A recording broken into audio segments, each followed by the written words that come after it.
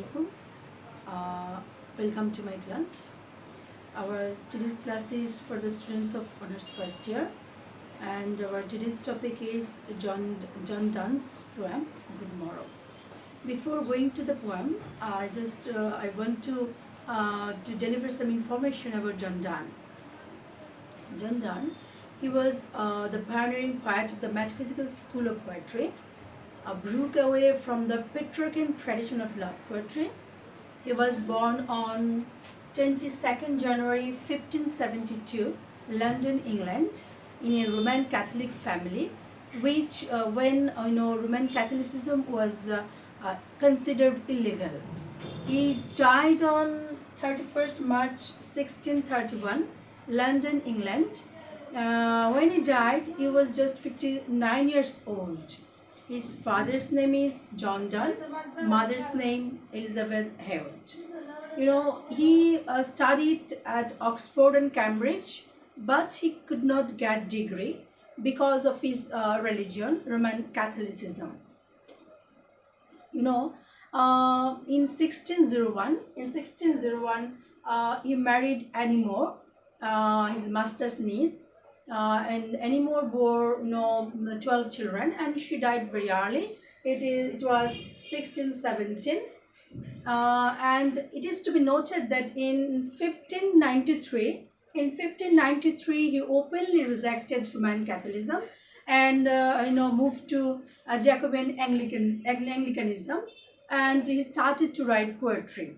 If I inform you that his writing subject, it is basically based on love, sex, religion, and death. Okay, and Good Morrow, it appeared in his collection of songs and sonnets, which was published posthumously, and we must know that John Dryden first used the term metaphysical for John Donne. Okay, and John Donne is considered the founder of metaphysical school of poetry. Now, before going to the text, I would like to inform you that you must have the text before you, and I will just first of all I will read out the poems and then I will explain it. Okay, thank you.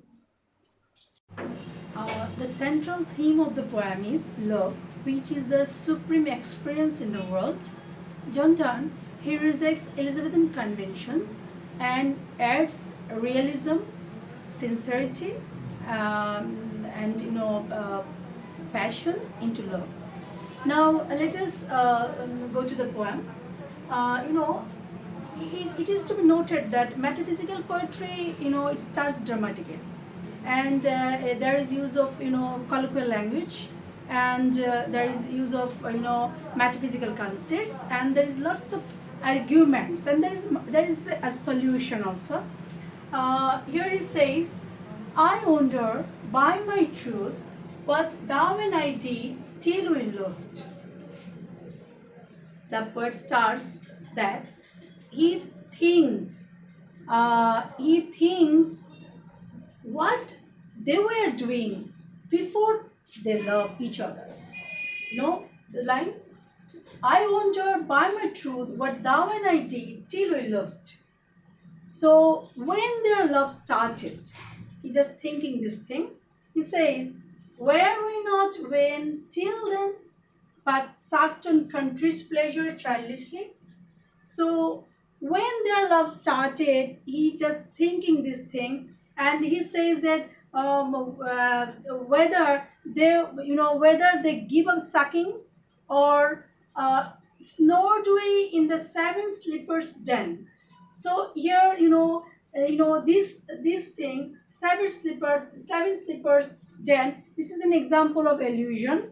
There were seven brothers who had formed faith in Christianity, but they were pursued and they were pursued by the emperor, and they hid themselves in a den, and there they hid themselves for centuries, and they slept for a long time, and when they came out they were young. Okay, so he says that when their love started, it was unknown. It was, it was unknown like for centuries. Okay, then he says that it was so, but all pleasures fancies be, if ever any beauty I did see, which I desired, and God, it was but a dream of thee. What he says that this is an example of romanticism. He says that if ever any beauty he did see, if he saw any beauty in his dream, it was the beauty of his beloved. Very nice line. Then he says, now good morrow to our waking souls. Now he wishes good morning to their waking souls, because they were before that, they were in they were in unconscious self. Now they have come to consciousness. Okay, and he also says, which watch not one another out of fear. He says that they are true to their love. They do not suspect each other. They are not afraid of each other, and they do not, they do not, blame one another, because their love is very pure and very true. Uh, Okay, he says that for love, all love of others controls and makes a little room and everywhere. So he says that they do not suspect each other, and their love, it controls their all sides. Okay, and he says that and makes a little room on everywhere. So everywhere their side makes a little room. They just can see each other, and they cannot see anybody else. Okay, and he says, let's see discoverers to new worlds have shown. And this is an example of renaissance elements.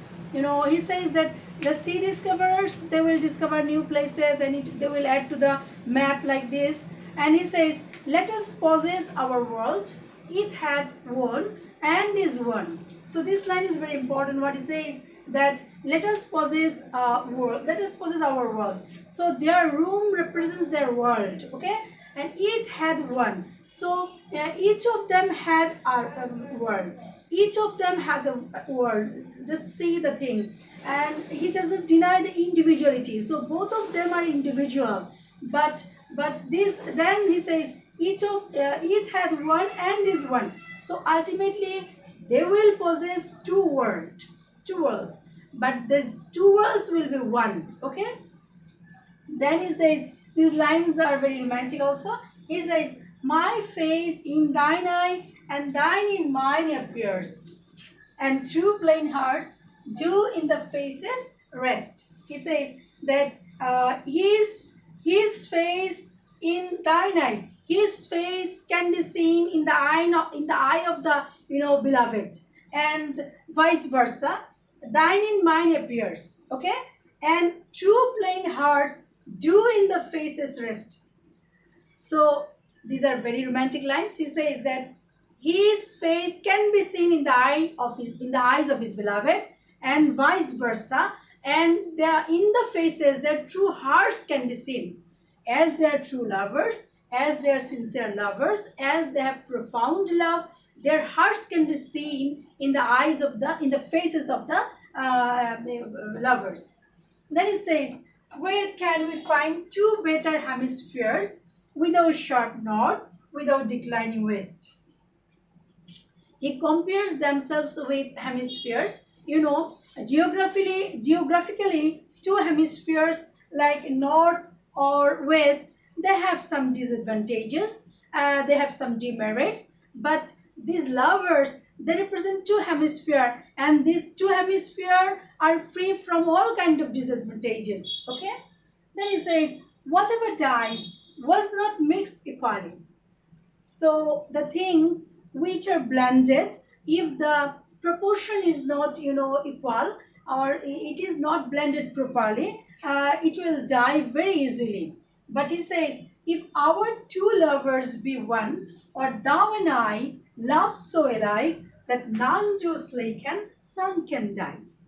So he says these are final two lines which are very, very nice and excellent lines. He says, if our two lovers be one, if they are true to themselves, if they are pure lovers, if they have sincerity, if they have passion, they will be one. They will be one. Or thou and I, love so alike, none do slake and none can die. So their love will not lose or their love will not die. It will be an everlasting love because they are sincere to their loves. Okay? So through the poem we see there is logic, there is arguments, there is use of metaphysical conceits. You have to know what is conceit, and you have also a clear conception of simile, metaphor and conceit. I'm just telling you in a brief that simile, it is an explicit comparison between two dissimilar things. Just I'm giving you some examples like,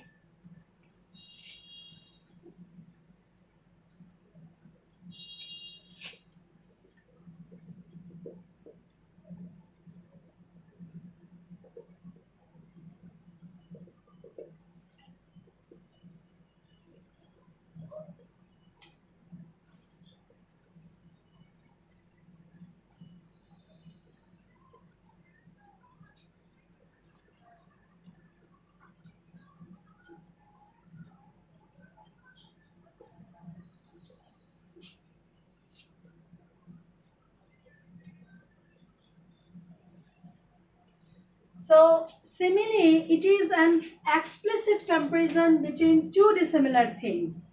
Okay, I'm giving you an example like